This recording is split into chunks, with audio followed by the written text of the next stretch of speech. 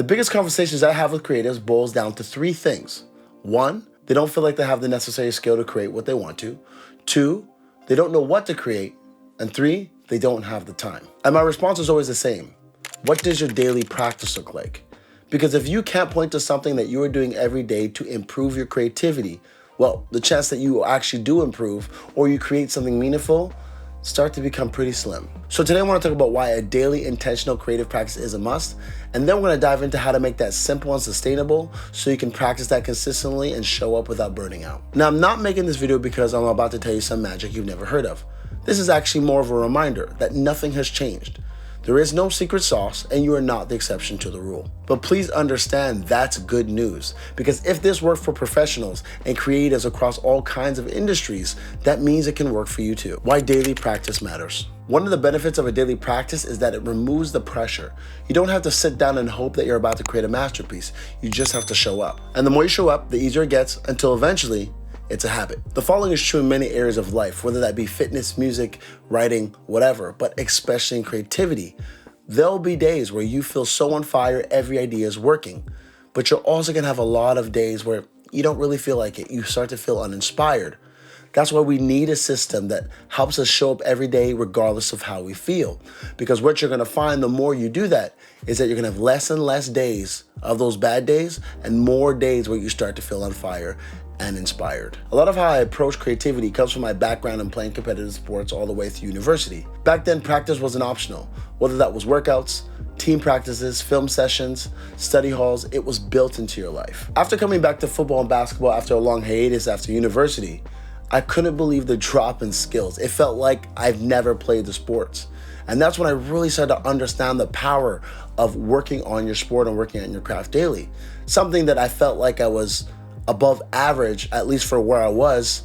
I felt like I was somewhere in the middle when I came back to it. All my skills that I felt that I had that were special, it felt like they were all gone. This idea of showing up daily was even more apparent when I became a full-time musician. When I first started gigging, I maybe had around 2-3 gigs a month, and that was a big month for me. And every time after that third show, I would most definitely lose my voice. Now on the high end, I maybe can be doing 15 to 20 shows in a month, and I cannot afford to lose my voice. So daily practice has really helped me make it through. The biggest breakthrough I had was practicing every single day for 15 minutes, first thing in the morning. That changed everything for me. It not only improved my singing skills and my range, but it kept me flexible and ready to go, no matter how many shows I had for the month. Understand, to make a lot of shots, you have to miss many more. And that's what our daily practice is doing. So how do you start a daily creative practice that actually sticks? First thing I want to suggest to you is first thing in the morning. Now I get it, not everybody's a morning person, and I wasn't either. But I found that getting up early in the morning gives me the clearest, least distracted time to get some really good creativity going. Before the notifications, before the emails, before the tasks on my to-do list start screaming at me. Now you may find that at night gives you a similar, albeit less effective effect, but it's a lot to ask of yourself after a long day at work or a long day at school. But if that's all you have, hey, by all means, do what you gotta do. There's just something about the morning though that gives you that fresh start on the day, whether that is an hour or 5 minutes. Keep it simple, set a timer, and just get something done. You've already won at that point. As you build a habit, you can start to really define what that time looks like. You can expand the time, but all we care about right now in the beginning is just the consistency of showing up. Number 2, create in a no pressure zone. This is key. Your daily practice shouldn't be necessarily tied to a big goal or a looming deadline, at least not in the beginning. Start by making something just to make it, not because you have to release it, not because you're looking to make something perfect. Just start by making something fun and interesting. When I first started to produce music daily, I started out with a lofty goal of trying to release music every 2 weeks, and then eventually that turned into an EP.